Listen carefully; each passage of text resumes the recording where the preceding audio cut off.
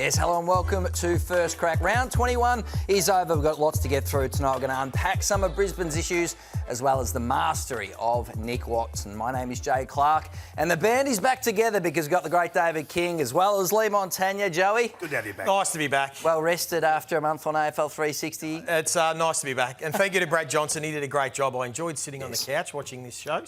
But nice to be back in here. We certainly love Jono's work. You are still in charge of the ladder, though, my friend, and we see Adelaide, after their win today over Essendon, has leapfrogged into the top four. Yeah, well, let's take a look at the state of play. So we'll step through the ladder and what it looks like for the last 3 weeks of the season and some of the ramifications. But I'm prepared to say right now that top three is set. It's almost a lock because the Sydney Swans and Hawthorn can obviously swap positions, but I'm backing the Sydney Swans with Port Adelaide at home this week, then Essendon and North Melbourne at home to finish. I expect the Swans to win those last three games, so they will stay in second spot. Even if Hawthorn drop one of their last three, they've got a buffer now to stay in third. So I think that top three should be set, and that's what it'll look like in the qualifying final. The most interesting one is clearly fourth spot on the ladder. So those three teams there, Adelaide, Brisbane and Melbourne, we'll start with them. All three of them have one game to come. That is the game. Sticky game. Sticky game. That if they can win and win out and win their last three games, clearly they give themselves a great opportunity to finish in the top four. So the Adelaide Crows have got Richmond this week, but then it's Fremantle in Fremantle is the challenge for them. The Brisbane Lions have the game against Hawthorn at the Gabba this week, which is their sticky game. And Melbourne also this week have Fremantle at the MCG as their sticky game. So whichever of those three teams can run the table and win their last three games, I think are in the box seat to finish fourth. Now, the challenge is because Geelong are there one game behind, but I do expect them to run the table with Essendon, North Melbourne and Richmond to come. And they have a better percentage than all of those teams. So if they do win all three and one of those teams drops a game, they could be vulnerable in finishing seventh. And if a couple of teams finish with one loss on the run home, then Melbourne have that lower percentage. So there is still a fair bit to play out. Those teams can finish fourth or seventh, and we know how significant of a difference that is. And the last one that we're going to take a look at really is that 10th spot. In the wildcard spot, we expect the Bulldogs and Collingwood to stay in a wildcard first final. But Carlton St Kilda is the massive one that play next Sunday night, and I think for me that will almost determine who finishes in 10th spot. If Carlton win that game, they'll have a 2-game buffer on St Kilda and make it extremely hard. But if St Kilda win, and they obviously have the same amount of points and a better percentage and a better run home than Carlton, so it gives them a great opportunity. But still obviously some more machinations amongst that, but that's trying to be the easiest way to sum it up for those looking at home. Very good, and that's why we love the wild card. Nice. We'll get to that in a second. Mate, what's your first crack? Well, I think the conversation from the weekend for me is the Brisbane Lions. And we're talking about winning premierships. The whole year we build to this point, and you want to be hitting your straps, absolutely bulletproof, just tightening a couple of screws, knocking a couple of little warts off. They're far from that. And Daniel Horn put this on the radar, I think, 3 weeks ago on Wednesday crack preview. He said they are 1 in 100. Given the defensive profile, they are 1 in 100 to win the flag. And when you have a look at the amount of times they've conceded 100-plus points across the course of this year. Last year, 3 times. The year before, 3 times. This year, 8 times, including a 166 and a 154. They're big numbers. They're miles more than what we've seen over the last decade. And if you want to compare that to teams, recent premiers, if you like, so the last 10 premiers, they've done it 5 times, once. Melbourne didn't do it at all. 2020 COVID year, we left it out. 4, 2, 3. But the greatest concession that they've given for that year, 113, 124, 107, 96 was Melbourne. That's how good they were in 2021. 125, 115, nowhere near the 154 and the 166. The blowout. So I think the competition knows you can play against Brisbane now. And I think their coach knows it, and I think he conceded as much in the post-match. No excuses. Carlton were fantastic tonight in every facet of the game. And we were poor defensively, we were off. It hasn't been us for the last 6 or 7 weeks, but it was us tonight. Yeah, and I think the good teams know that there's vulnerability there. And add to that a little bit of injury, and we'll get to the injury impact later, but they're in trouble now. They really are. And Carlton, who are not a team that we can associate ball movement and freedom of play with, really, over the past 3 years, were able to just put it to them at will. Every time they got the ball, just a little bit of composure, a little bit of patience, a little bit of class, they picked their way through them. 64 points out of the defensive half when the AFL average is 33. Carlton just haven't done this. They just have not kicked this sort of score for 15 years. So I just think it's a strange one to look at when you see that the Warriors that they've been over the last 3 to 4 years. Has it come to an end? And I look at their midfield and they all of a sudden look slow when they haven't got the footy, a little bit quicker when they have. And you're not saying they're downhill skiers, because you've got to give them more respect than that. They've been so good for the last 100 games. So I don't begrudge anything they are doing or talk down anything they have done. But they need a shift. I think the coach needs something radical, Joey. I think he needs to look at doing something like Charlie Cameron in at centre bounces, because he will tackle. He'll go in there with a roll to like the Ashcroft doesn't chase and tackle and harass. Lachie Neale, as good as he is winning the ball, doesn't necessarily go the other way. Dunkley's the only one, but does he have the capability to cover for everyone going through there?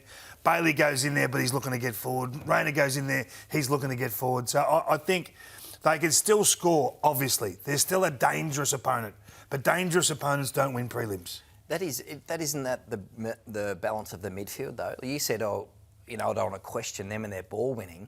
We've spoken a lot about how talented they are. Is this a one-way group? Isn't that what you're describing? They haven't always been one way, is my point. No, but we're talking about now. Well, now they need change, yeah. And I think the coach needs to... a guy that's always backed his players. He's always backed his talent through hell or high water.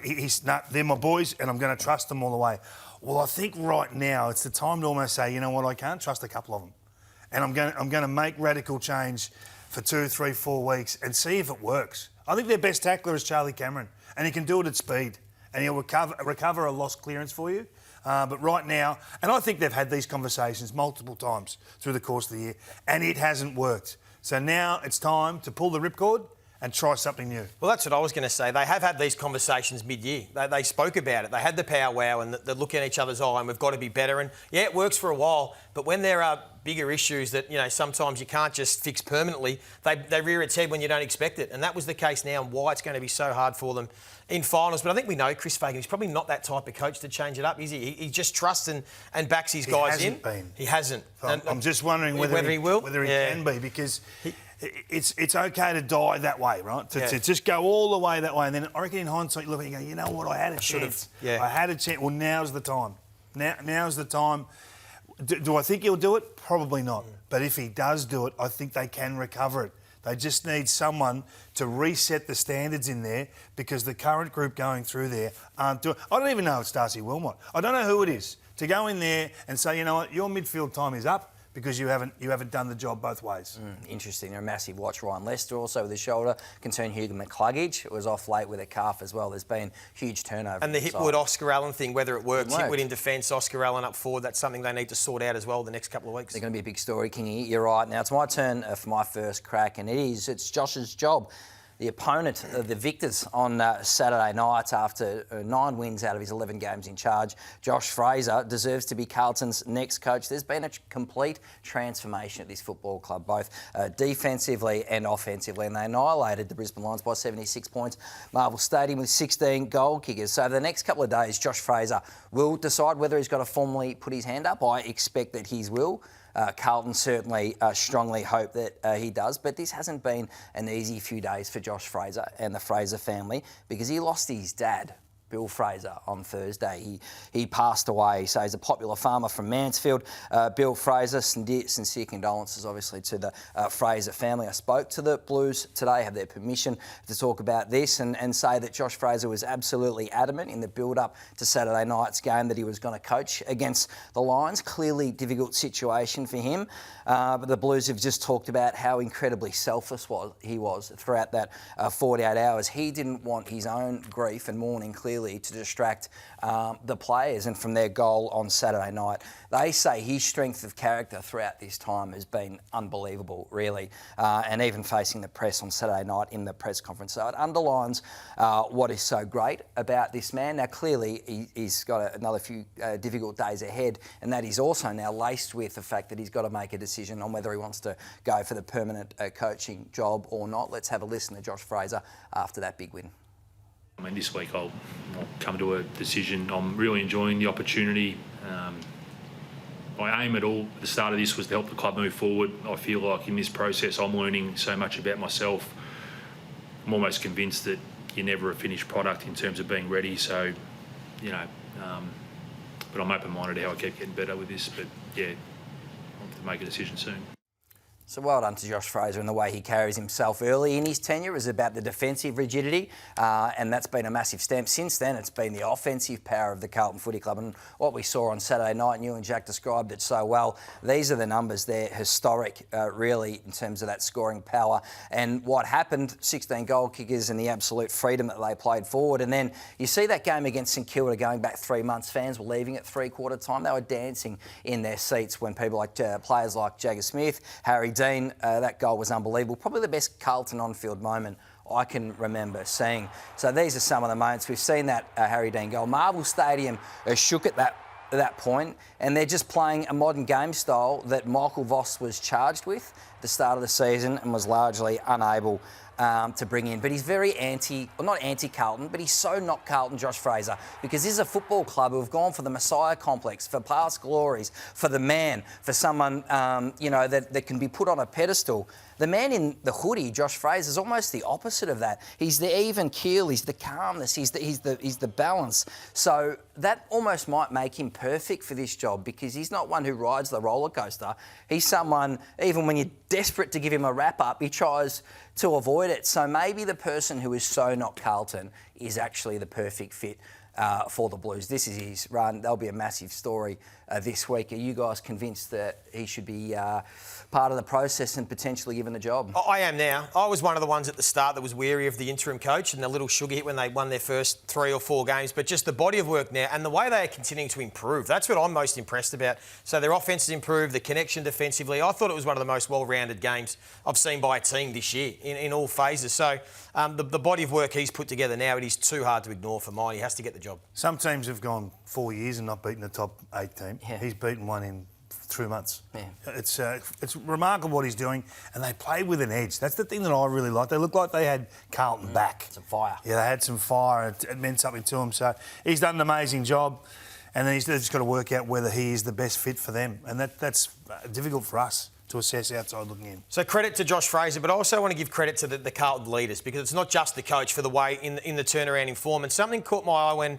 I watched the stoppage game, because it was a domination from the Blues in this game. But Paddy Cripps, and Josh Fraser spoke about it in the presser after the game, the selfless role that he played. He spent a lot of this game playing as a defensive cover, because Brisbane are the #1 scoring team from stoppage in the competition. And for 10 years, Paddy Cripps has been the hit to at almost every centre bounce or every ball up around the ground.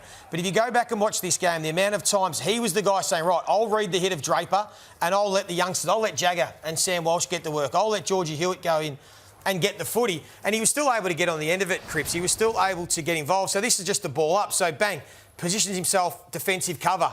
Right, I'm not letting this Brisbane Lions team come out the front of stoppage. That's what they've done for 4 years, and why they are the best team. And his numbers didn't stack up. It wasn't one of his best games. And here's just another example. I love it. So Josh Dunkley thought he was smart. He goes, I've seen this. Ainsworth's going to block me. Cripps is going to come through. They've done this for 10 years.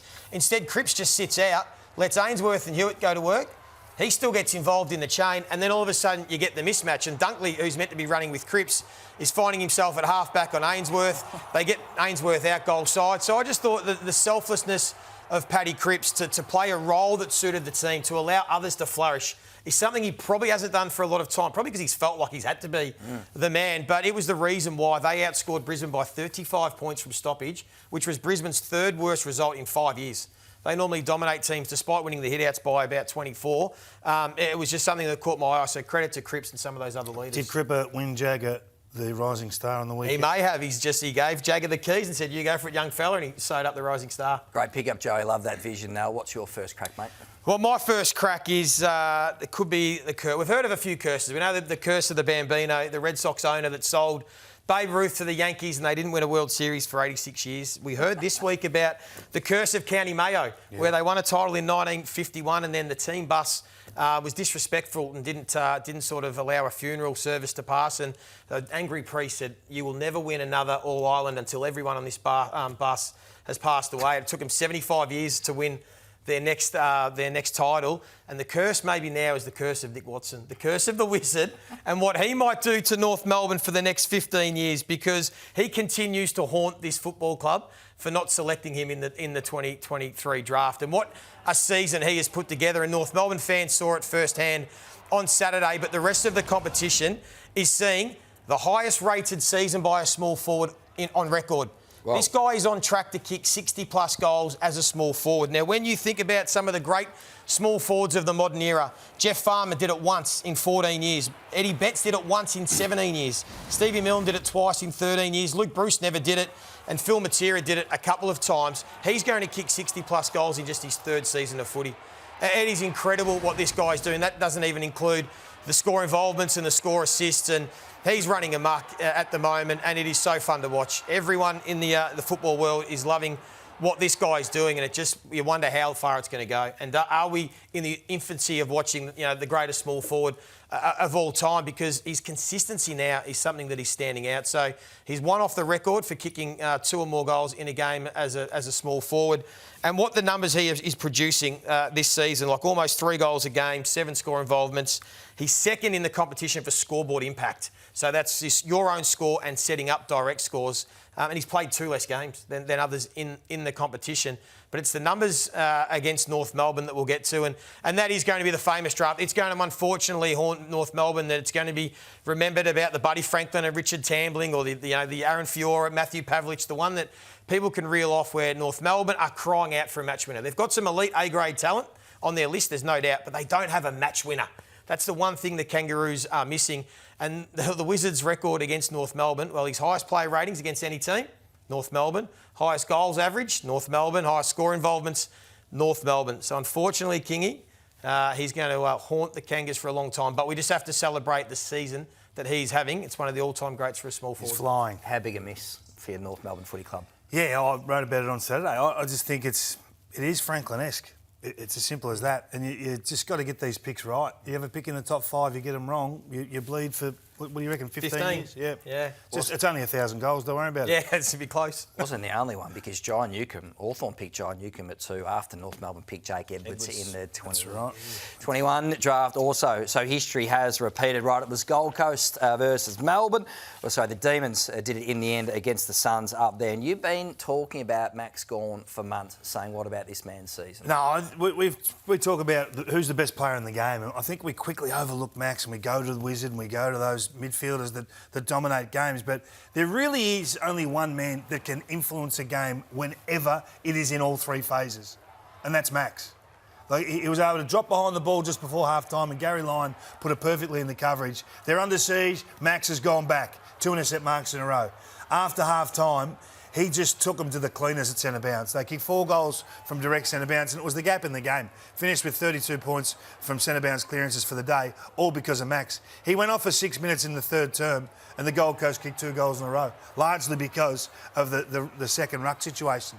So I think we just sometimes got to sit back and celebrate Max. And we've done it a bit over the last few weeks, and we're not shying away from that, because he's taking this club to areas no one predicted. I mean, even you talking at the start of the show about them being in the fight for top four. That is a ridiculous conversation, given where we are in the season right now. I thought they'd be fighting for, at best, top 10.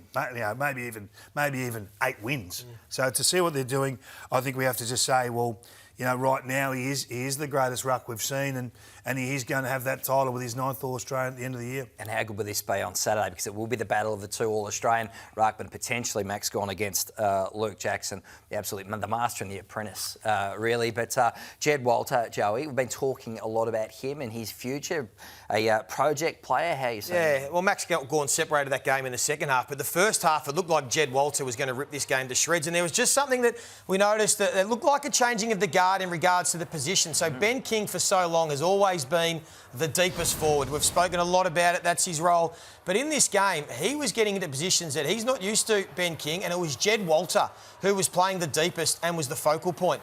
And it looked really good. And his movement was crafty.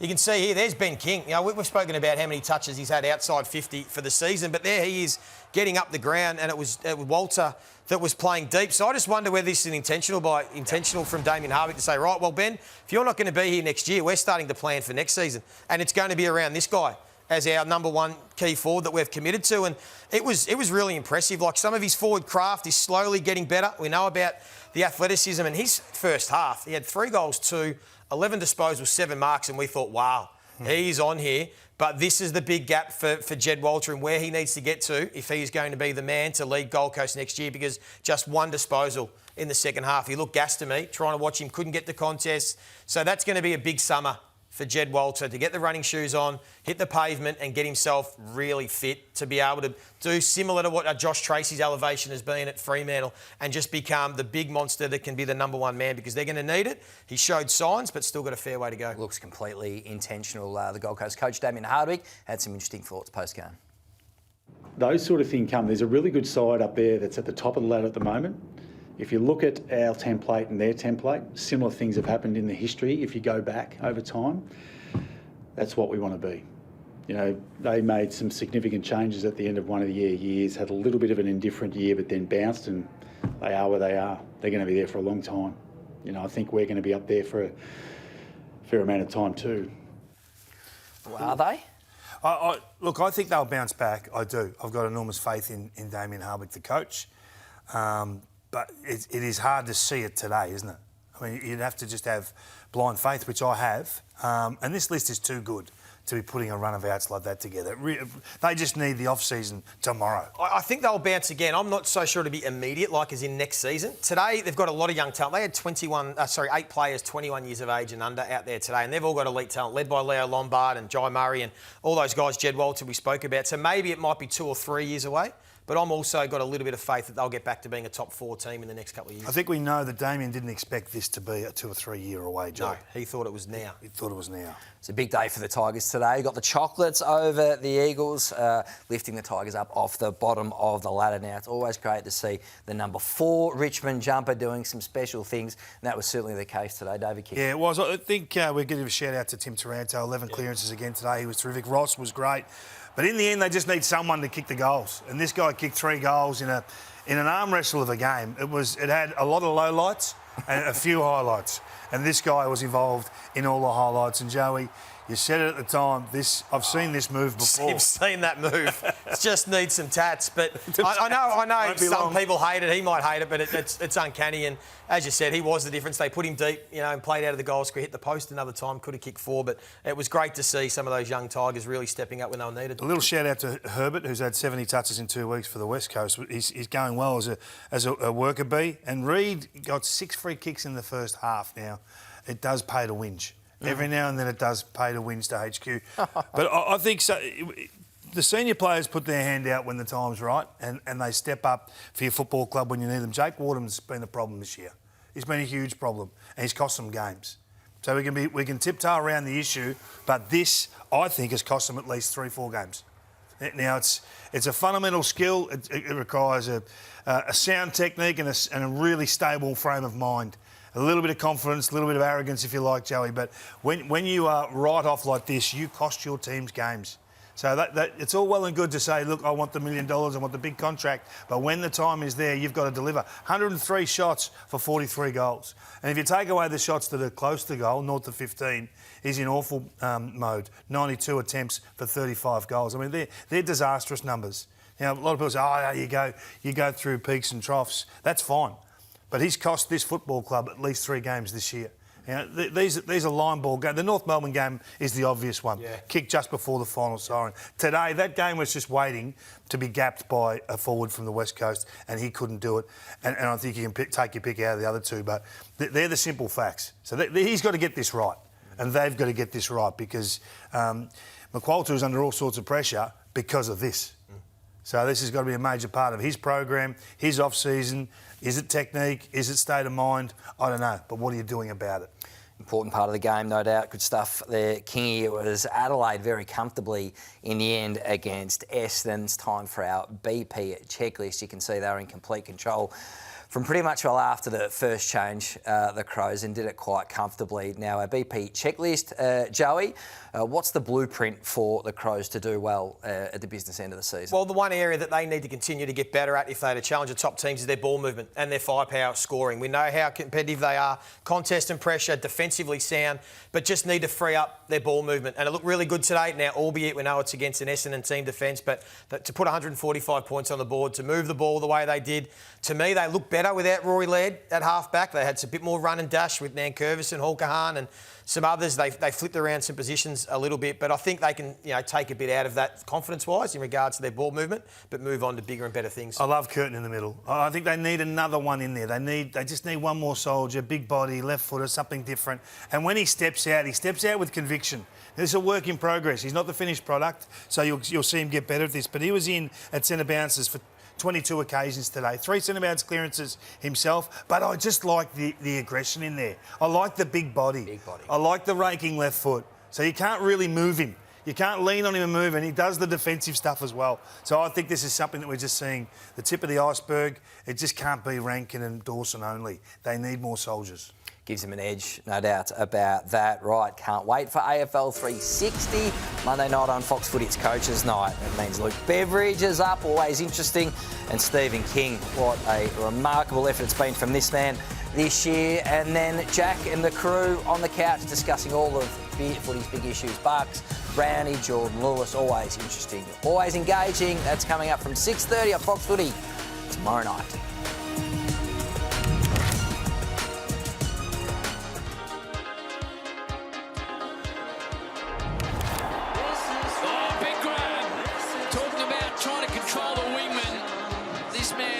Best in the caper.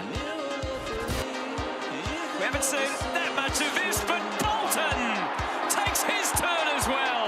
Floodgates have opened, haven't they? McDonald shrugs the tackle, breaks it and kicks his fourth. Swans with 3 in a row. And the Wizard out of the middle. The Wiz doing the biz. It's Joey's man, the Wizards. Some contenders had some big wins. It's going to be fascinating. I think I can claim him. You've done it. You've done it to run home. Right, it's time for Numbers That Matter, thanks to Workday. And Kingy, you're all over the medical departments and the injury list. I'm nervous doing this with you in the mood you're in at the moment. It makes me very apprehensive. But in terms of looking at teams' best 23, so the players that pretty much play every week when they're fit and healthy, we've had a look at next weekend who's available. And this is going to be the race. And if you're down to player 27, 28, 29 on your list, you're in trouble because you're going to come up against teams that are almost full health. So Fremantle will get back Brennan Cox and it'll just be pick your best 23 or your most favoured 23 next weekend. And you go down the list there and you can see a little bit of trauma at Brisbane now with McCluggage, Coleman. We don't know about Morris. Leicester's another one that's just happened on the weekend on the back of suspended Gallup. Payne's not there. Gardner and Zorko are probably back next week. So I've put them in as available. So this is the chat for me. It's not. Geelong will say it's not how many, it's who. And they're clearly there too, a high calibre in Cameron and Holmes, which is fine for next week. But they may be back for the finals, obviously. But right now, this is the discussion. If you can stay 23 of 23, I mean, you don't get it any better than this, Joey. For Fremantle. At home finals, top of the table, full health. It doesn't get any better than what we're looking at with Fremantle right now. So that's where we sit. We'll update that every week. And hopefully, all those teams can be as close to 23 of 23. And Sydney obviously had some trauma on the weekend, which you'll talk about in a moment, Joey. Hawthorn are getting some back. So the returning top 23 players are the fascination and interest for me over the next few weeks. Good stuff. Holmes and Cameron. Geelong hopeful they'll both be back on the eve of finals. So they are important additions, clearly. The the run home to the wildcard weekend and the machinations around this is going to be very interesting because the AFL this week is going to send a stern warning out to clubs saying no tanking, no mass resting of your players, particularly in that last round, or obviously in that last round leading into the wildcard final. So there could be situations with the way it's shaping up where players will essentially, or teams will have nothing to gain out of winning or losing in that last round match, that round 24 match, heading into the wildcard game. So potentially Collingwood could be in a position where in round 24, they don't necessarily need to win. Now that creates a problem for the AFL, and that is why Greg Swan and team will send the email out this week to say no mass resting, no mucking around, legitimate injuries only. And I think, how do you determine this? How do you measure or judge this? I think if for Collingwood, if it's Scott Pendlebury, Steele, side bottom managed, well, that's fine because they're old. But if it's Nick Dacos and Jordan De Goey suddenly out of the team for that last round match because they are genuinely being rested, well then clubs will face fines, I'm told, in the vicinity of hundreds of thousands of dollars. How can they determine that and police it? How can they determine whether Nick Dacos needs to be managed because he's sore and they want him right for a wild card, or how can they force him to play if Collingwood want to manage him? Well, if he's played a full season, yeah, he is going to be sore. A lot of these players are going to be sore, right? But I think how do they police it? Well, I think it's got to be legitimate, right? And maybe they'll look at broad numbers. So Fremantle back in the day, what did they rest? 13 or 13. So yeah. I think potentially it will be broad scale will be the concern. A player here, player there, maybe might be able to slip under the rug, but maybe not if it's a really big name. So like 5's okay, but 6 is too many. You're saying it's too grey?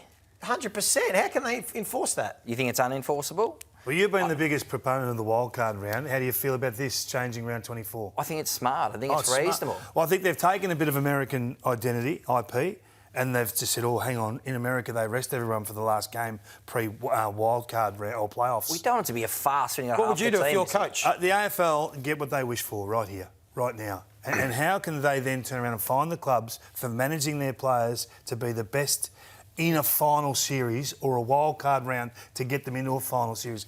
I think it's nonsense. And if I was Collingwood, if I decided to rest Nick Dacos, I'm resting Nick Dacos. My view is to win that wild card round you've put on. Not round 24. Isn't that tanking round 24? What does tanking mean? Give me the definition of tanking. I bet you they can't. So any team that's managed a player throughout this year has tanked. Every team has managed a player at some point this year. They can't enforce that. They cannot enforce that. The wild card round was always going to backfire, and this is just the start. You're the wild card Grinch, 100%. And your negativity is affecting me. Welcome aboard. We need to move on. Right? I would take them on. I would take them on. I would rest the Goey. I would rest Dacos. Find us what you want. But so you're going to ignore it. You're saying that if you're Chris Scott at Geelong... If I'm Craig Kelly, I'm saying I run my club. Who's going to come in and pick? What, Laura Kane's going to come and tell me we're 23? Who are we starting on the bench, Laura? Yeah. Is Swanee coming in and saying he's playing, he's not playing? Give me a break. That's not their role. It's not their job. I'll be interested to see the AFL in the email they send out. It'll be a pretty stern warning, I would have thought. Unfortunate injury at Sydney with Will Edwards. Not sure we're going to show it. It's quite a graphic ankle injury. What impact will this have on the Swans? Well, it was a terrific win by the Swans. The fourth quarter was excellent, but Kingy just spoke about the health of the teams, and sometimes it's not always the biggest names that can have the biggest impact. And I fear about the impact that this guy could have for the Sydney Swans defensively because he's been so good since he's come into the team. 14 games of footy. He's only conceded 19 goals, which is the second best of any genuine key defender in the competition this year for goals against. The second best. He has been elite. So he is going to be a huge hole to take some of the biggest names and the biggest key forwards in the competition. He's done jobs on them all season long. And now they're going to have to turn back to guys like maybe Lewis Malikan or Joel Hamling, or going back to the well on guys that they'd gone past. He'd gone past them at a rate of knots. And then the flow-on effect is a little bit of what it has to do for Tom McCartan, who's thrived having Edwards next to him. His intercept marks have gone up from 2 to over 3 a game. Does he now have to go back and play on the big boppers because he was providing a bit offensively? So I just fear for the Swans, not the biggest name in their team, but it might leave a huge hole because he has been excellent and will be sorely missed. And we wish him all the best with his recovery. Yeah, excellent numbers. Are they the second seed, Sydney King? Oh, look, it's hard. With that injury is massive, isn't it? And I don't even know who the second seed is at the moment, but health's going to kill them. I think when you look at Sydney, whenever their guns step in, the fight's over. it's a 1-2 punch between Heaney, Warner, and then it's Goulden now getting involved. McInerney's on the way back. Grundy back in good form. When Grundy's in this sort of form, it's game over. And I'm really looking forward to seeing what they can do. Now, they're going to have to probably shift now to become more of an offensive juggernaut, Joey, than what they have relying on defensive capabilities. But Goulden's had a huge impact. Just his quality, his class. He struggled for the first couple of games back, but now they're in good rhythm. I like what they're doing. It's interesting that Warner's 50-50 forward midfield now. Heaney's 80-20 on ball forward. So it was their ratio on the weekend. So we saw times in the last quarter, and this was interesting. You're saying he didn't mean it. I love the idea of the ruckman kicking it back to the central area, Joe, because it was so random it worked.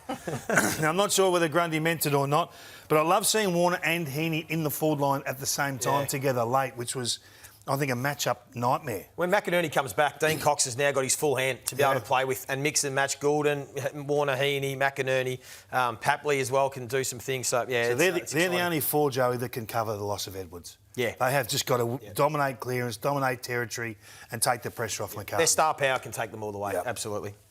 What about the mids playing as forwards? Yeah, I'm having a look at the competition to see which mids actually serve their teams the best when they go forward and play as a legit forward. And these are the guys that have done it in terms of the minutes down there. Dawson hardly goes down as a deep forward. And I think when you look at that rating there, +8 rating points above the AFL average as a forward, that needs to be explored. Merritt surprised me. Wanganeen Miller has surprised me how dominant he can be. I think this is something you need to look at. I'd love to see Adelaide, if Curtin can work as a part-time midfielder, and you do get this luxury, it's the extra ball winner going down there that makes all the difference. So Heaney is a known, but those other guys, I'd like to see some aggression from the coach's box. How are you rating the Cats game, Joe? Well, as I said 3 weeks ago, I didn't jump off them. Their profile jumped out off the page and it was still one of the best, particularly against the best teams, and we saw it again against the Pies on the weekend. And what they do better than any other team is win the ball back between the arcs. Their intercept game between the arcs is elite. So these are their numbers for the season. And that just is a great foundation for them. And it's not just because of GMHBA Stadium. I did the numbers at other grounds and it still stacks up top 3, top 4. But they are the best team at reading the cues and getting their teasing distance right to tempt teams into kicking a ball and then winning it back. So in all these clips, these are good ball users for Collingwood that think they see a player that's free. And they go, right, that's on. And then within a split second, they all come from everywhere, the Cats. They are all on the same page at being able to intercept mark and go back at the opposition. So this kick looked like it was to advantage. And before you know it, O'Sullivan comes off his man and reads it and they go back the other way. And reading the cues there, Ollie Dempsey. So it is something that if you think you're going to kick your way through a Geelong team defence, be very careful. Because they are so good at it and it makes them a real challenge to play against. So on the flip side of that, they don't defeat you with one man tagging your best interceptor. They do it as a team. We showed last week how they went around Melbourne, they went around Max Gawn. Well, they did it again on the week. I'm not going to show you 100 clips, just 1 or 2. But this is incredibly clever. So those medium side, now Howe still gets there, but you get an opportunity, you get a look. And I love the way they do it. Now they're starting to build for this guy. So they're allowing him to become Isaac Heaney. Look how they work away. Close just teases Cripps 2 steps. He needs to take 2 strides and he's AFL open. So as soon as he's AFL open, they use him.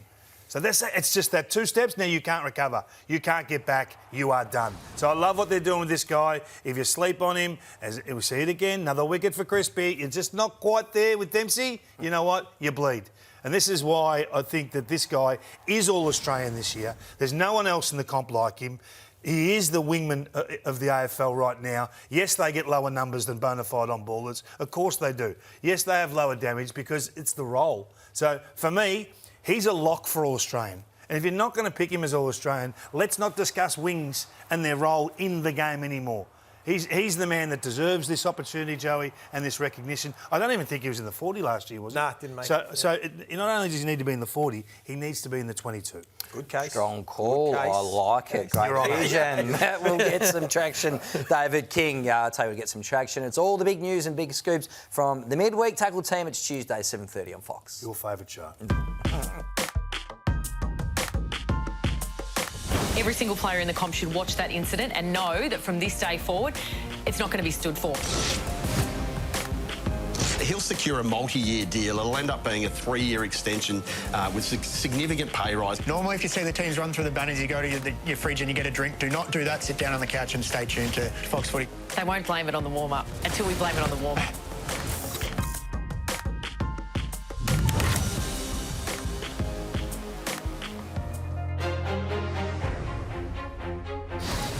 Until we improve our offensive bane and use each other and work harder and get out and keep the ball in areas, we're not going to be a team that challenges at the end of the season. We've got to stop and enjoy the journey and smell the roses along the way, I guess. And it will set a new benchmark for our club, but we understand there's bigger fish to fry. But I was proud how we did fight back. I'm not sure comparing ourselves to others, but great fight in our group, spirit in our group that just don't want to give up. Just to stick to the process and stay strong to that, and to the players' credits, they responded really well. Yeah, well, simply 3/4 doesn't get it done. We talk about don't get beaten by what you know. That's the hallmark of a good side, that you take your chances when they're there, and we're getting closer to that, but yeah, not quite there yet. For some of us, it was a bit of a frustrating game and not where we played perhaps as well as we would have liked. But when you see the joy on the young players' faces, you kind of recognise, okay, this is what the game's about. I just felt like we're trying really hard all night, and obviously lots of effort to keep showing up, but in the end, just lack that bit of class. If we're good enough, we'll make it. If we're not, we won't. That's as simple as that. And we're competing. I think we're probably competing with Carlton and St Kilda for that last spot in that wildcard round, and it'll be the same story for those guys too. What we can control is the plan that we had going into the game, what we wanted to take away from them, but then what we wanted to bring as well. So, by and large, it was pretty consistent over 4 quarters. Polkinghorn having to bide his time. Jai Clark was playing some outstanding footy for a while. Jay's been horrendous. Welcome aboard, Chris. Welcome aboard. We've been talking about it. You know what it is? He's seen your Premiership pie. And that takes us to the Premiership pies. There's been all the talk, and you can start us off, because Scotty's right. You've been horrendous with your pie. This is the most trusted Premiership pie. Forget about Kingy stuff. This is how I think the Premiership race is placed at the moment. So who's the second seed? I think we've got some evenness throughout there. Freo lost 5%. They went backwards. You keep riding off Geelong. I think they're... Oh, welcome, Jay. They're... Okay. So they've gone up 10%. Okay. You've been away for a month and you've said welcome to me. That's very good. So Cameron and home Sydney back lost their centre-half back and went up 5%. And Freo went backwards from 40. I think that is a fair representation. What's yours? Mate, come on, Freo's. What's yours? Mine's just getting more and more confident by the minute. I don't know where you guys are at or what you're doing. This is over. It's effectively over, guys. It's ridiculous. It's turn up on grand final day, and who are they going to play? You split it. The rest of you just split it. They'll be 50-50 grand final day. Yeah. And so how can they be 80% to win it now? But all your teams won't be there. You're trying to saddle the Dockers with unnecessary pressure. No, I'm not. No, I think you'll look back and say, yep, you know what? They've almost had the perfect season. Perfect. Over to your pie. OK, mine's just pretty logical. I think that's Fremantle, 45% chance. Geelong sitting there now in outright second. I had Brisbane equal second on Wednesday, but they just drop off because of their loss. The Hawks then bump up, and Sydney, that injury to Will Edwards, and I wasn't convinced for the first 3 quarters of that game against St Kilda. They were great late, but they still can win it, clearly, but I've just got the other 4 ahead of them at the moment. Very good, boys. Right, it's time for our Aussie Broadband Speed of Ball segment. You've taken a close look at North Melbourne, King. I have, and they just don't interrupt play enough.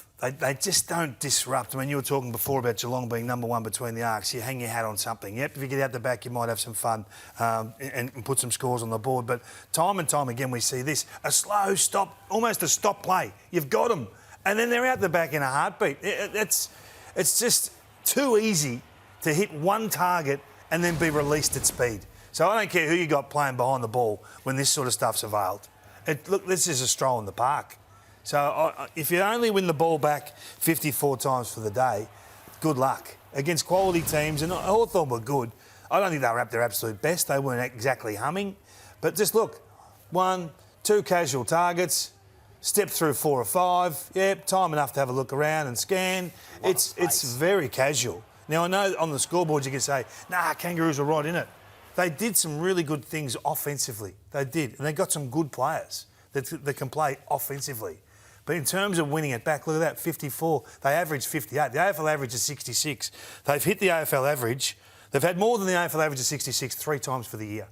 That is why they are where they are. That's the big knock. That is the only knock. The talent's there. The defensive system is still a mare. What about that midfield mix? The midfield mix, well, when you have a look at the midfield mix in its centre bounce, Yeah, it's good. have a look at this is the Kangaroos. When you have LDU, Sheasel and Finn O'Sullivan in there with Tristan Sherry, +7 centre bounce clearances across the year, +5 scores, which is inside the AFL top 10. That mix didn't go in for 1 centre bounce as a group on the weekend. Is that a mistake? Not one. Is it a mistake? Well, did it not work out properly? It looks like a mistake on the graphic. That's what it looks like. How do you not have your best represent at centre bounce? Because the Hawks, they just keep fronting up with theirs. And they do have the best centre bounce crew in the competition. They've only been in there 31 times, but they're 9-0 in terms of scores. So we've been waiting for Will Day and seeing what that would do to their mix. Will Day, Newcombe and Ward on the back of Big Meekie, and they are cashing in. So this is a threat that they put to the opposition constantly. How often do you see those guys in there? Regularly. 6 times they were in there on the weekend. 4-0 inside 50s it was, so they got plenty of opportunity. It just astounds me that you can't have your best mix in where you know absolutely where the football is. Good pick-up, and the Hawks to add Zach Merritt to that midfield mix. Right, coming up next, it's our smooth movers on First Crack.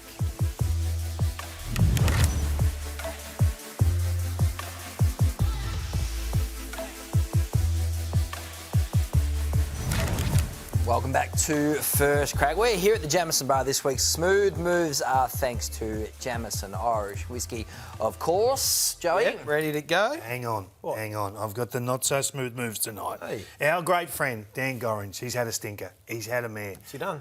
Look, stay tuned, Joey. Stay tuned. I'll show you right now. He's leaked a KO code that's had thousands of redemptions over the weekend. Have a look. There it is. Where? Top right of screen. He's leaked the code and there's been thousands of people watching KO free of charge. Oh, he's had a mare. He's had a stinker. Magnificent, though, because Jamison are on a mission to give fans ultra access to the footy this season, shouting everyone who used that code at the weekend an extra month of KO access, doubling down. More excellent KO, more you, David King. So keep your eyes peeled on your emails and KO and Jamison socials. That is excellent. More footy for all of us. Thanks to Dan Gorringe's slip-up. Nice. No slip-ups from you. You've Not been tonight. Outstanding. Yep. Joey, welcome back. Good to have you back, Joey. It's good to be back. Sorry, Jared. We've lost him again. Look out for the First Crack preview on Wednesday night, Fox Footy with Ben Dixon. Until then, bye for now.